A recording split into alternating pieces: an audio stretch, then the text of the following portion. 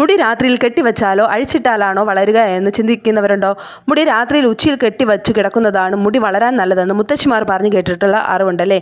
വാസ്തവത്തിൽ മുടി രാത്രിയിൽ ഉച്ചിയിൽ കെട്ടിവെച്ചാൽ വളരുമോ എന്ന് ചിന്തിച്ചിട്ടുണ്ടോ? മുടി വളരാൻ ആഗ്രഹിക്കാത്തവർ ഉണ്ടാകില്ല അല്ലേ?